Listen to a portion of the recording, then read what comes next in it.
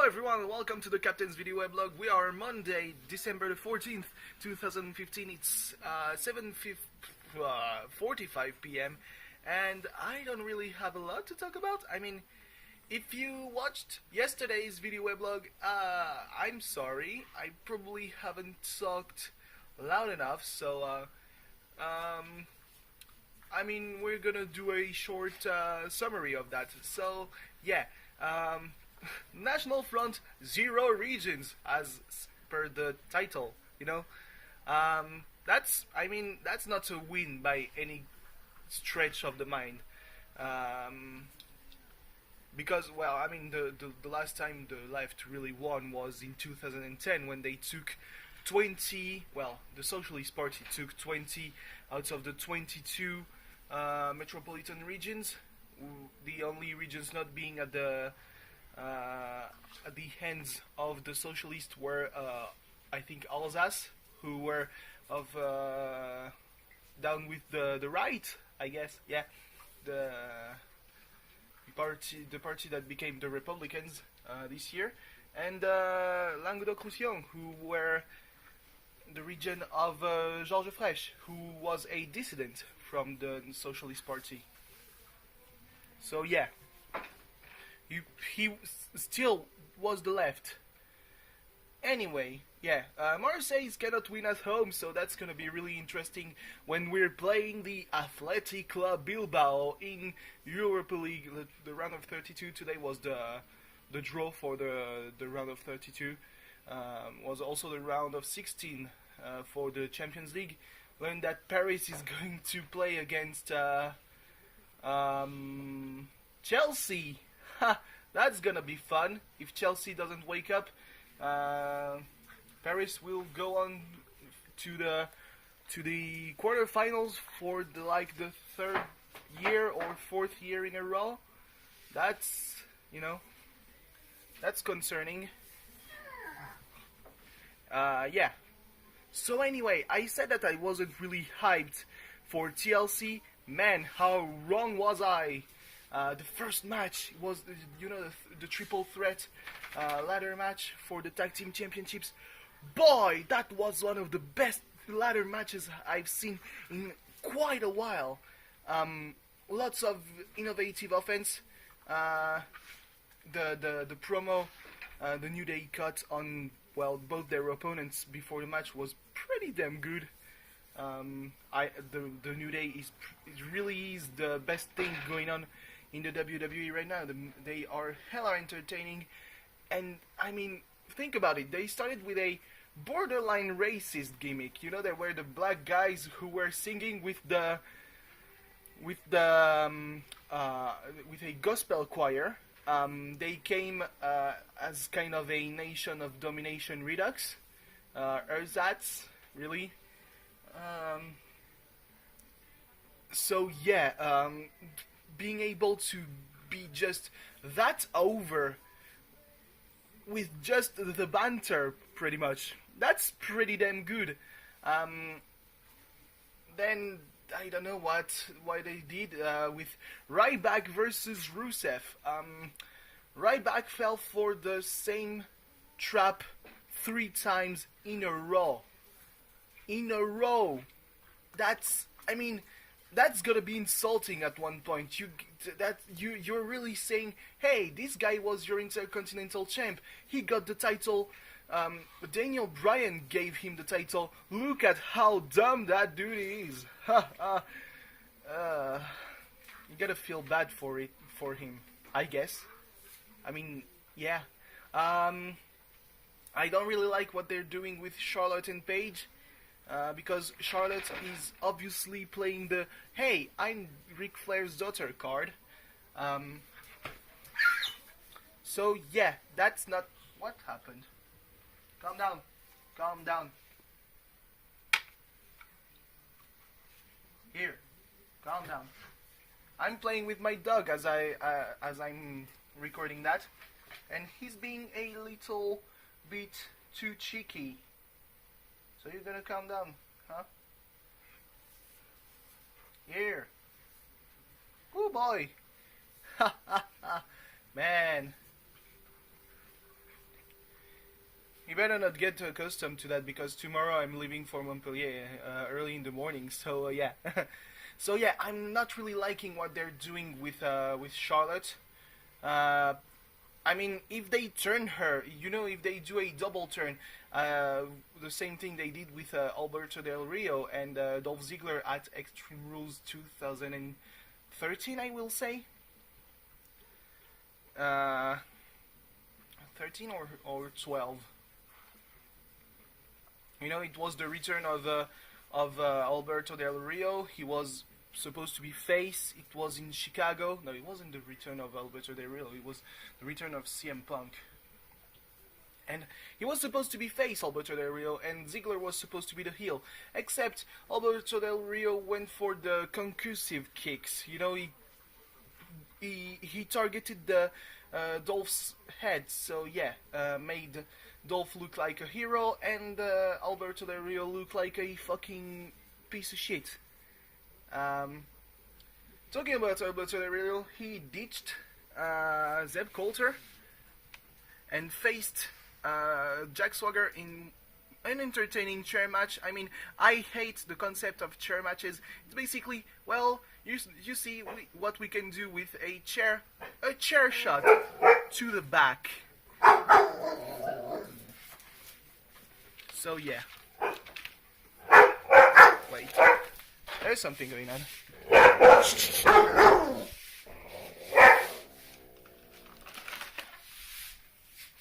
Shut up, there's nobody. See?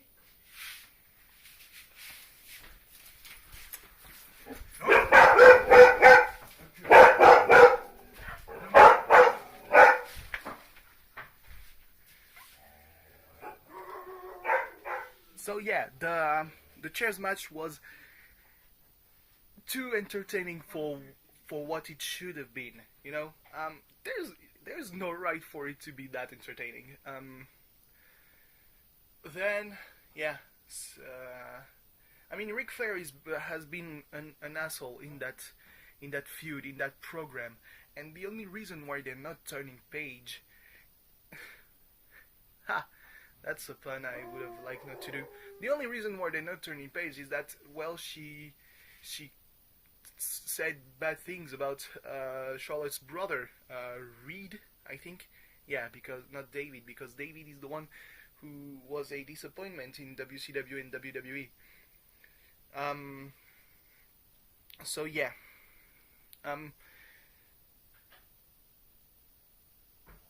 I mean, the high point of that match really was seeing in the backstage area Team Bad being dressed as Team PCB and watching the match.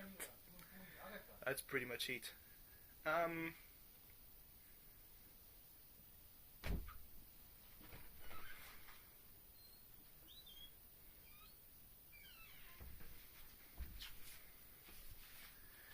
What else can I talk about, really? There was, what? Oh, yeah, Kevin Owens versus Dean Ambrose. Strange finish.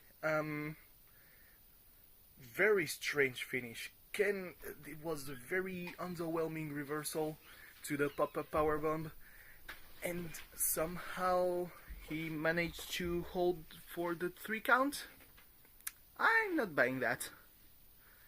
But hey, it's either going to the Royal Rumble. If they have a rematch at the Royal Rumble, it'll be pretty good, or they're gonna face off during the Royal Rumble match, which is next month, in 6 weeks though. So, man, that's like 18 hours of WWE Raw, insipid content.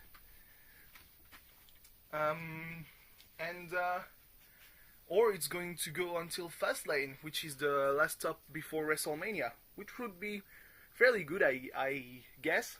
I'm not entirely sure. Fastlane, the first Fastlane had Roman Reigns on the poster, so yeah, they were like, well, we gotta put someone on the poster. I guess it's going to be the one who's won the Royal Rumble, huh? See how that turned out. And finally, talking about Roman Reigns, Roman Reigns versus Sheamus, TLC for the WWE World Heavyweight Championship. Uh, I mean, they tried, and they really tried. God damn it, I couldn't feel concerned by what was happening in the ring. I mean, I'm not condoning the attitude of the Boston crowd who chanted, "We want Cena, we want Rollins, EC Dub, NXT, Daniel Bryan, and whatnot." But really, I mean, you're building Roman Reigns to be the guy who says, "Hey, you're smuggling tater tots over here," or suffering succotash, or a bad retelling of Jack and the Beanstalk. And then you expect us to care for him. No, more, to cheer for him. Why? And on the other side, you have Sheamus, who's been coming into his own as a huge asshole, really. Sheamus 515. I really like the League of Nations. Didn't understand why Wade Barrett didn't come out. That's weird. Didn't understand why Dina and the Usos didn't come out either to defend Roman. That's also weird. But I mean, seeing how everything paid off, I liked it. The way just Roman flipped the fuck out. He speared everyone, chair shot Triple H like there was no tomorrow. Props on the overselling H. Pretty much every move that Roman did, H was overselling it to hell and back. It was really, really good seeing. You see, that was pretty much Roman Reigns as seen in the Shield. The brute force doesn't talk. I mean, the only things he ever said while he was in the Shield was "Believe in the Shield" or Roman Reigns. So yeah, from the get-go you could feel that, well, I mean, the microphone isn't the thing you should put in between his hands. I mean, if you want to put a phallic object between his hands, giving a candlestick, that sounds more effective for a dude like him. I liked him a lot when he was spraying motherfuckers through barricades or power bombing people through the announce table. That was, I mean, he was the muscle of the Shield. He wasn't the Cena of the Shield. If you want to have the Cena of the Shield, you take Seth Rollins, really. You have a guy who can cut promos, who can be a really good face, and he becomes the slimy heel. As if that was going to work. So yeah. Being too cheeky, dog. So yeah, really, that was a fairly good pay-per-view. There was some good spots. Props to, I will say, Kalisto, because apparently the announcing team couldn't tell whether that was Kalisto or Sin Cara, which led to Xavier Woods being, all over them, pretty much. The Salida del Sol of the top of the ladder onto another ladder, that was pretty extreme. I really had no expectations for the triple threat ladder match because I only thought it was going to be a triple threat tag team match. And that's not really good. But yeah, the ladder match, put some ladders and suddenly, boom, you've got a great match. Lots of violence. I just hoped that it wouldn't end with, "Oh, they're gonna win." No, Xavier Woods with the trombone. I mean, it's fun and all, but kind of undermines the victory. I would have liked, more Kofi Kingston on the ladders. That's kind of the recipe for disaster. But that would have been good. Plus, we're gonna see him do the exact kind, the same kind of shit at the Royal Rumble 1 month from now. I'm looking forward to what his spot is gonna be. Maybe he's going to be hoisted by Xavier and Big E, who will have been eliminated just before him. Who knows? the sky is the limit with Kofi Kingston, and one day he should win a world title because, man, dude works too hard for that shit. Yeah, that was a fairly good pay-per-view with some down moments which nearly got me out of the whole thing. Plus, I was kind of tired, so yeah, if you unplug it just a little too long, well, no interest at all. I mean, the when Sheamus did the white nose through a table, I was like, well, there you go. Or the Superman punch, because I'm not going to call that a Superman punch. He drove a chair onto Sheamus's skull. That's all he did. There was no punch. He was holding the chair. Man, if anything, maybe his forearm to the face. That's something. Oh yeah, there was a tables match. I think he was apparently not really good. It was a tag team elimination tables match between the Wyatts and Team ECW. The memers of Team ECW have been eliminated by Braun Strowman. Special shout out to the dude who made the subtitles on the WWE Network. I was following a Twitter feed of a dude who was posting screen caps of the network with the subtitles, and man, got me in tears, dude. That's some good stuff. Because, well, I mean, if you type a word just too slow, it makes you think that Michael Cole just came, and that's not really PG. You know what would have not been PG? Saying tables in fire? Yeah? Thanks a lot. Oh, we're showing you the lighting fluid. No fire, though. Fuck that.